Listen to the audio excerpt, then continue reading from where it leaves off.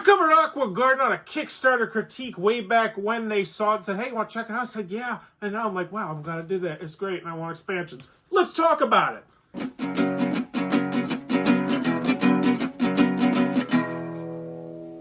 What does that even mean, Bowers Game Corner? Ahoy there, YouTube. I'm back again for another game review. I'm here with my sons, Shaun and Luke. Hello. By the way, ages? 12, 9.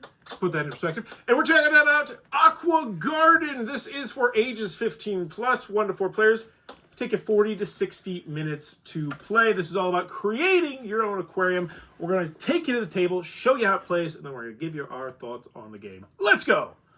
Alrighty then, Aqua GArden from Tatsuka Chuo. What are our final thoughts? Let's go over the pros, let's go over the cons. I want to lead off. I always like to do this now. We all thought it was very good to great. Can we just start off by that? Would you say great or very good? Very good, but almost great. Very good, almost great, great. I'm in the great boat.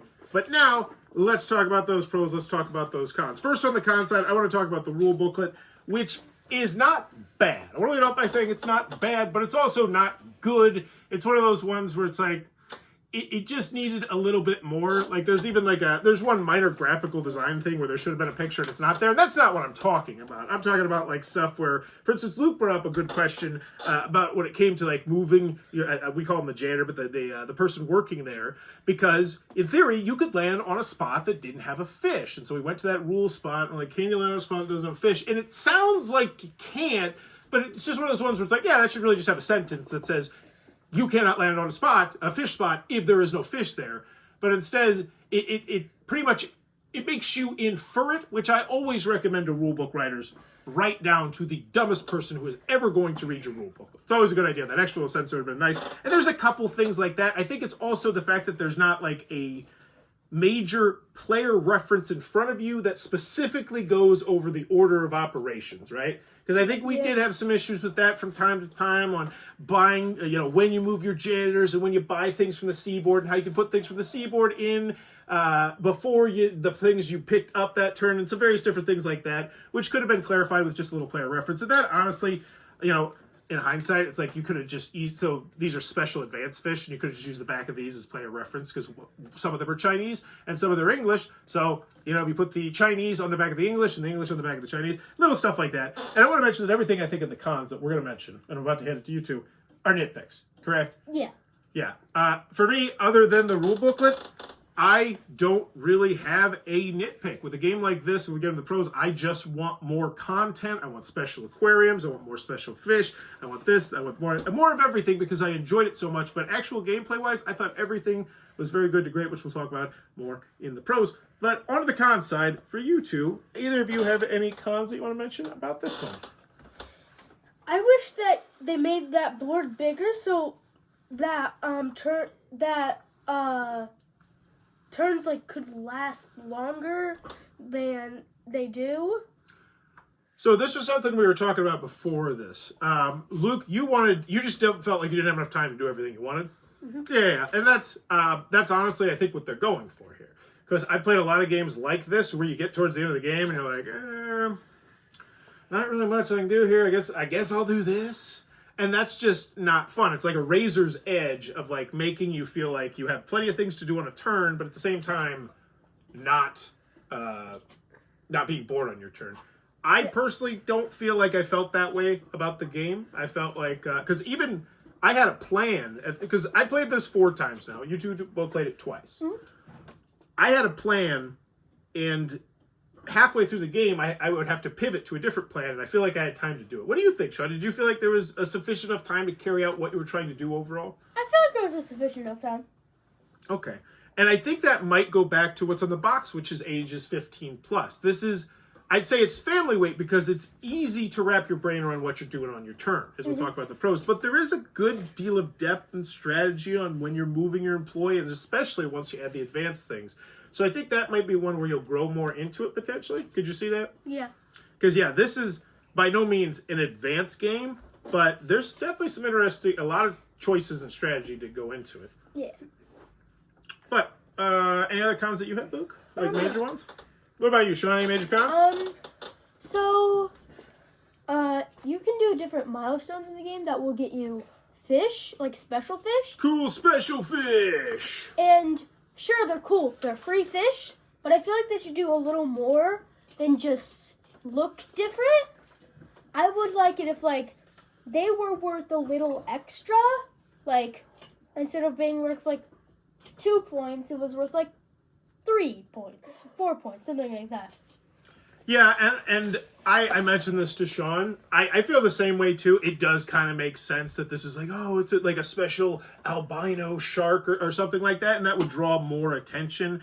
I imagine it's a balancing thing, and I also would be willing to guess that in the future those probably will do something extra special. But yeah, I would agree, and that kind of, I feel like I said, everything we're going on the cons is a nitpick. I feel like that kind of just speaks to how you just want more from this game. Like, you want more options. Like, and it's a good thing, right? Like, I always say that down. I'm like, I just want everything in this game to expand, to have more, because I enjoyed it so much. And I think we're done with the cons. I have one more. Go for it. So turn order on, like, the first round is kind of unbalanced. Because let's say there's, like, a really rare, like, whale shark there. Because, like, the whale shark is used for multiple different milestones, which can get you to special fish. And, like, there can be a whale shark, like, right off the bat, and whoever's first, which is completely random, just gets it, like, if they want it, which they probably do, and there's no bonus for being second or third. We were talking about this one before this as well. It's random too, and we didn't talk about this other point that I want to bring up, but yeah, absolutely. The first 2 spots were, for instance, whale sharks, and there's only like 3 or 4 or 5 in the entire game. Yeah, like that sucks for you. Sorry, you're not going for those whale shark cards. You're not getting those 4-point bonuses. But I think there are some counter arguments to be made. I generally agree with you, though, but I also feel like some people might, by going last, I honestly kind of like going last, personally. Not really. Oh, I don't? No, I mean, I don't. Okay. I do, because what that also means is in a game like this, I might get to have 1 or 2 turns and then really move myself around the board more, maybe get a little bit more cash. I feel like specifically in this game, there is a little bit more to it than in some other games. I wouldn't hate it if they got some other bonus, but what would the bonus be? Like, that's the thing. I feel like giving anyone else anything is a pretty big decision, right? Like, what would be the weakest thing you could give someone? $1. $1? $1 is half of a whale shark if it's down there, you know? Yeah, but whale sharks don't normally pop up down there. Okay, well, here, and I'm not trying to be a jerk, but just devil's advocate here. Does everybody get $1? So we're playing a 4-player game. Who gets the $1? The second guy? The guy and the fourth? third, and the fourth guy. Well, the 4th guy is still getting shafted there. Well, I feel like, And this is why game design is hard, by the way. Like, it's difficult. I don't know, like, first, just, nothing. Second, could get, like, $1. Third could get, I don't know, $2. And fourth could get, I don't want to give them $3. Well, here's the thing. I would hope, and this is why you have to play test. Really, honestly, this is why you have to play test. Because if you didn't play test, you'd be like, that's a great idea. You threw it in there. It worked 1 or 2 games. Either way, I see your point, but the more I think about it, the more I feel like giving anyone anything is just a lot. Because everything in this game, I think the weakest currency would be giving them a minnow, right? Clownfish, but yeah. A minnow would be pretty good, I feel like. Yeah, especially if you happen to have like one of these where it's like, oh, you need a minnow right from the jump, right? It's hard. It's hard to balance games. Either way, cons done. Yeah. Pros, great, very good. Who wants to start off on why they enjoyed the game so much? Me.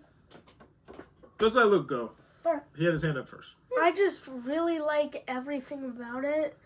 There's nothing that I kind of dislike except for the thing I mentioned. So standouts though. Art, I think, was one for you. Yeah, I really liked the art. Component. I really like the components. And one word that you don't know, but I use all the time, I feel like this game has great table appeal. Like, it looks cool to set up your aquarium. Like, the more you look at it, like, oh, yeah, the guy's walking around. I can see the little fish in there. Everything looks good set up on the board. Aside from just, I wish there was a little bit more player reference-y. Like, it just looks good. And the player reference, and I do want to say the player reference they have in the center for endgame scoring is very helpful. And for ads, like graphic design-wise, I think they did very well. Yeah. The cards, the boards, everything I think looks pretty good. Wouldn't you agree? Yeah. But anything else specifically you want to spotlight on the pros? I have one more con, actually. Go for it. I didn't like that you can only hold 4 oxygen in each tank. Well, once again, that goes back to part of the strategy, right? Like, I ran in, and it actually ended up benefiting me in one game because I was like, oh, shoot, I have to completely screw up my plan because this guy drinks too much oxygen, and it, you know, and that's one of those things, buddy. Like, the more you get into deeper strategy games, the harder it'll get. Like, so eventually it'll be like, oh, there's oxygen, but there's 2 types of oxygen, or there's algae, or like they'll just keep adding to it. And as you get older, you might get into that, or you might not. But either way, would you, this is my big question, do you think other 9-year-olds could wrap their head around this and play this well? If they're gamers. Obviously. Probably, maybe. Maybe? Okay. There's next to no reading, right? Yes. That's some, nice. yes. But some, maybe. Okay. Either way, yeah. The age is 15 plus. I think you can completely ignore that. Yeah. All right. Yeah. Sean, you want to go next, pros or me? Me. So, I, like Luke, really liked the artwork. And I sometimes don't care about artwork, but I really like this artwork. I feel like also the theme came out really well. With, like, having to, like, put fish in places. And, like, a shark not being able to go in with a clownfish, whatever this is, black and white fish, and a turtle, because, you know, it would eat them. And those restrictions, I feel like, very well done on your player board, too. Mm-hmm. Very well done. Graphic design. Also, how, like, a turtle has to have seaweed for it to eat. Also very good on the player reference thing and down at the bottom of your board. I liked the strategy with the oxygen in the tanks and how you could, like, add 1 seaweed to get, like, 2 more oxygen, but that's it. I liked how, how different, like, whale sharks, I'm pretty sure, might be endangered, so it makes sense that there's less of them that you can get. Well, clownfish, I don't believe they're endangered. Again, I don't know for sure, but I'm pretty sure. So there's like a bunch of these. They haven't crossed me yet. I think they're good. I have a question for both of you, and this is always a good one to mention, especially for both of you being younger. We played basic, we played advanced. Should have mentioned that already. Apologies. I think with this, even with adults, I think I would start without the advanced stuff. Yeah. Yes, I believe that. Part of me says no, though. Yeah, I think with adults I'd play with it because you don't have to purchase them, right? Like, you can just completely ignore them. It's not in your best interest necessarily, because chances are one of them's probably gonna help you out, and there's more expansions that add more. But I think if you're playing with kids, though,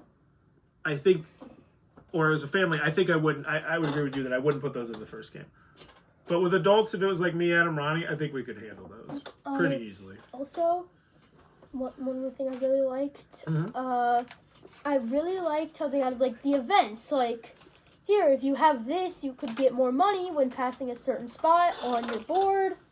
Yeah, that was those events are really enjoyable. I want more of those. I want more variety. I think that's a really neat aspect of the game too, because, like, sometimes it's in your best interest to just really send that guy around in a circle and just get him running around. It's like, oh, I can get more money, especially, you know, because some of the events you could tap out at the top $2, but some of them you could potentially be getting yourself $4, which is, that would massively change your gameplay. Yeah. Also, just one more thing, I really, really liked how they made the artwork on the special fish stand out. Like, a normal shark would be blue, but then, like, the special shark is gray. How, like, the normal clownfish is orange and the other one is blue. There's like a gold streak on one. And then there's, like, the brown seahorse.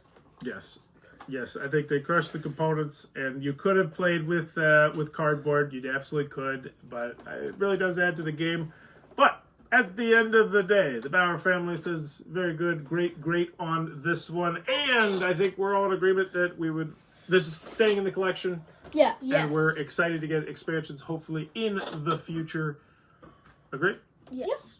Go ahead. I also believe that I could teach this to like all of my friends. Just like I should have asked you too. Yeah. Yeah. Yeah, I would agree too. And honestly, and that goes back to the rule booklet too. That's one of those things where I just feel like after you read the rule booklet and you play it, you'll be like, oh, like this is way easier to teach than I thought it was as I was learning. But end of the day, Aqua Garden still a very good one to recommend. Wholeheartedly encourage you. Enjoy the content. Please be sure to click on that subscribe button down below. Also, there's probably a link down below to purchase this. If you click on it, I probably get like a nickel or something. So that's cool, and it's a great game. And in the comments below, let me know if you could make a game about running one thing that's like as in-depth as you want it to be. What would be the thing that you'd want that game to be about running? And I want specifics. Don't say amusement park. Say something like the lemon stand, the lemon icy stand in an amusement park. I'm talking. I want you. I want What do you want to play run? a game where you have to run like a small business, and you in a part of the Empire State Building. You're competing with other small businesses in the Empire State Building? Yes. That's an interesting theme. I would want a game where you would make your own army and you would like run the army. Mm-hmm. But you got like one part, like let's say you got the Air Force, and you could go from the sky, but it would have to be a multiplayer game because I'm controlling the Navy or something like that. Is that yeah? And you would have to fight the other part. We got some good games to play. Yeah, we got some really good games to play. Man, that got me excited talking about that. For me personally, I want to learn about running a dungeon. Yeah, I want to be like the best dungeon runner in some castle, and it's like, oh, I've got 4 castles I run, and one of you is going to be the ultimate dungeon master, so you have to run your dungeon the most efficiently, and it's like tinkering with different types of torture, figuring out which torture works best on people, updating your machines and your equipment and food and whatnot. I mean, you don't want those people to die, obviously. They need to sit there because, but man, I'd love to run a dungeon. Like a really in-depth 2 to 3 hour Euro game about Uwe Rosenberg. Get me that, please. Let me know in the comments below, what do you want to run? And as always, if you're enjoying the content, please be sure to click on the subscribe button down below. Bye-bye. Bye-bye. Oh, that was great. And don't worry about over-talking, Shaun, okay? Okay. I know to you it feels like you're over-talking, but you also have to remember they most likely haven't played the game, so every detail that you mention, they're like, oh yeah, I like when a game does that. I click the button. Yes, it's the red one. This video is brought to you by all of my amazing Patreon supporters, and I would love it if you would join their ranks and have your name immortalized in the end of many of my videos for the end of time. But consider for only $1 a month, and as always, thanks for stopping by.